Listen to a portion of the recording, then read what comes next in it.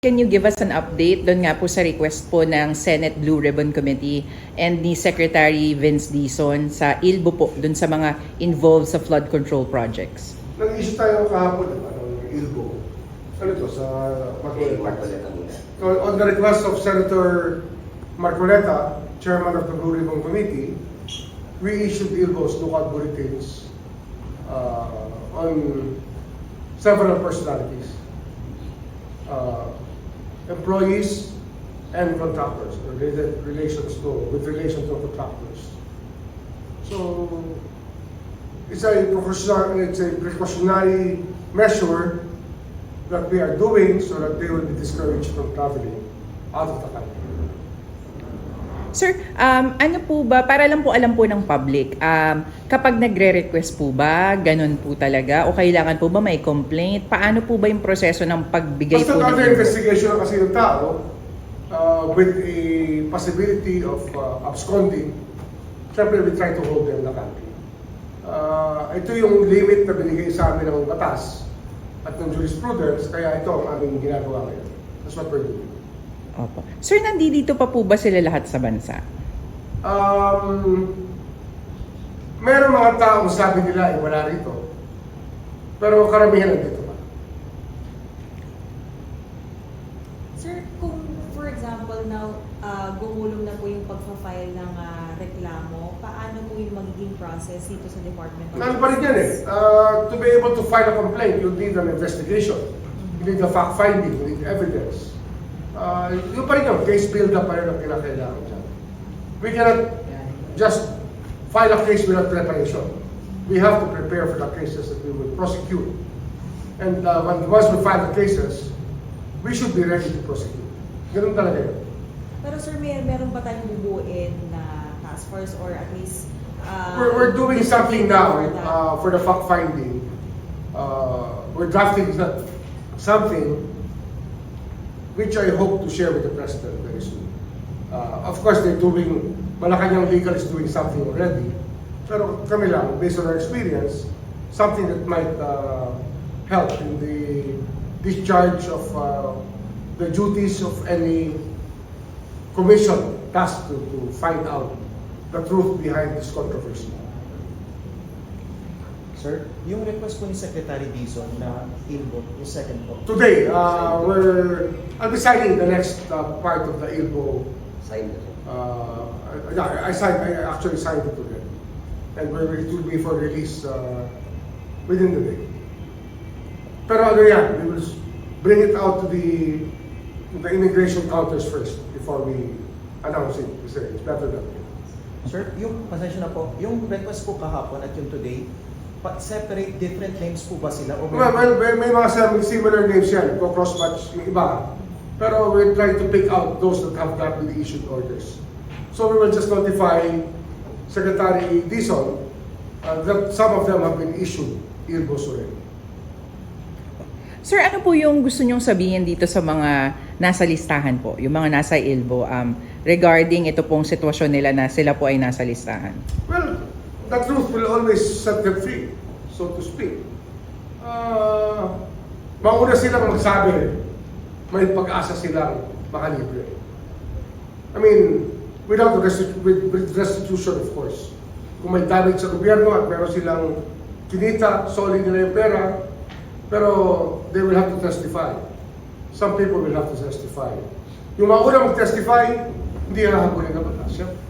Sir, pwede silang lumapit sa inyo dito? Pwede. Sir, Whatever avenues they have, may kilala sila sa mga prosecutors na pwedeng lapitan o within the DOJ family, welcome yan. We will hold everything in confidence. Opo. Pero sir, ano yung, kumbaga, ito po kasi yung mga itinuturo na nung iba, ito po ay iniimbestigahan na hanggang saan sir yung pwede nyong ibigay sa kanila na kumbaga luwag or tulong dun sa investigasyon? We try to look at the least guilty if possible para maging state witness. Kasi ano yan it makes the job much easier pag meron kang naging state witness dito. So they can be discharged from criminal liability, but not the civil liability. The civil liability restitution can still be ordered by the court. Alam ko naman, unjust enrichment gagawin natin. Yayaman sila, tapos wala pa silang demanda. Dapat dyan. At least dyan, isauli naman nila yung kanilang mga nakabal na yaman na hindi naman dapat. Kasi ang lugi rito taong bayan.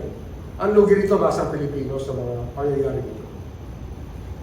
Sir, may update na ba doon sa possible na whistleblower na lumapit sa inyo na domestigo? Malalaman ko yan very soon. Malalaman ko yan very soon. At inaabangan ko lang yung aking source na magsalita ulit. At tatawagan ko mamaya. I'll try to call him later. Yung source. Sir, doon sa mga gusto pong magbigay ng testimony. Anyway, yung aming nilalatag na executive order, ay maglalagay rin niya ng mechanics para madaling mapuntahan at masamahan ng mga taong gusto magsalita. Ayun ang pinakamahalaga dito, yung mechanics para meron silang malapitan na pinagkakatiwalaan para malaman natin ang mga pangyayari.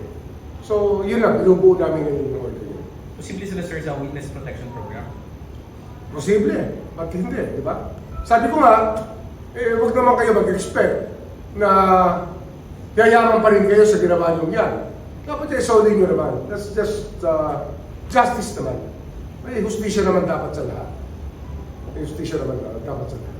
So, yung ILGO, sir, sabi niyo po kanina, it will discourage from leaving the country. Yes, yes. Sir, does it imply po na, minumungkahin niyo po na huwag mo nang lumabas ng bansa yung... Sana, huwag muna. Kasi pag sususpetsahan kayo na gusto nyo tumakas. Diba? Huwag naman gano'n. Kaya nga nalagyan natin si Lupag Bulletin. May mga katanungan sila sasagutin na mahaba. Pag sila'y sumikap na lumabas ng bansa, it will not be a pleasant experience. Kasi government concern yan. We have to do this as a matter of defense of the state. Kailangan protektahan natin ang ating Estado.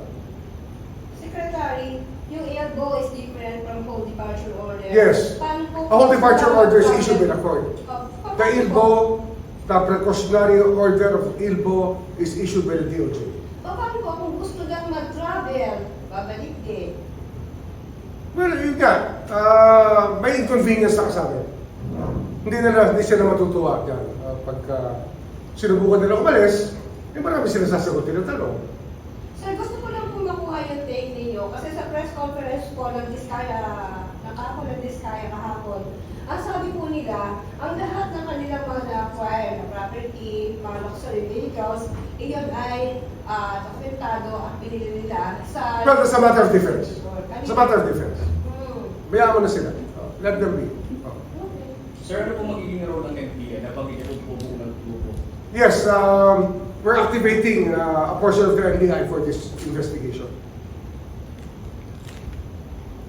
Meron kaming magaling dyan na forensic analyst ng financial statements na kukunin para tulungan tayo dito. Dito ka NBI. Tsaka may anti-graft unit naman ng NBI na ating activate para dito. Composite team yan.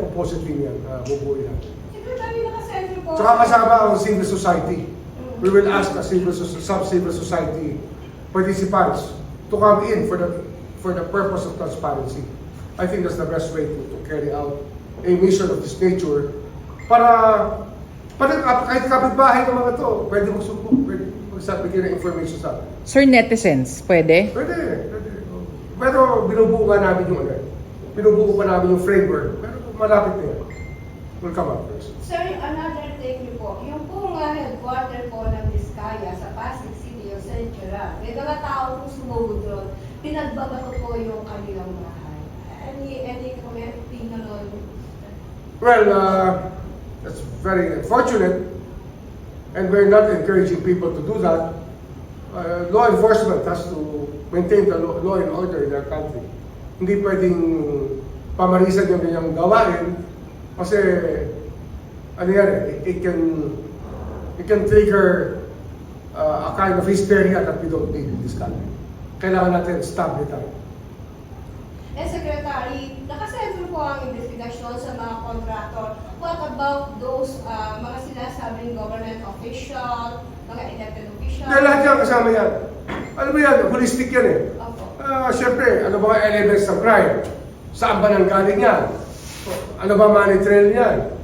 Sino ba nakinabang? Ano ba ang accomplishment? Lahat yan, forensic accounting lahat yan. It's going to take a lot of forensic accounting. Si for this. Congressman Saldico po ay sinasabing nakaalis ka ng Pilipinas. Do you have any information? Wala pa akong that information. return? Wala pa akong That he will information. return? I don't have any information. Okay, thank you po. Sir, how about po dun sa mga nangyayari ngayon na binabash yung mga Nepo babies? Open po ba ang DOJ for complaint coming from these Nepo babies, sir? Coming from the Repo Babies. Sir, for example, cyber Well, it's not libel. within our scope. They can file charges with the fiscals if something criminal has been done to them. Mag-file sila ng cyber libel or whatever they want to file and bring it to the prosecutor's offices. Marami naman tayong prosecutor's office sa bawat city meron. Bawat city, bawat probinsya, meron tayong prosecutors.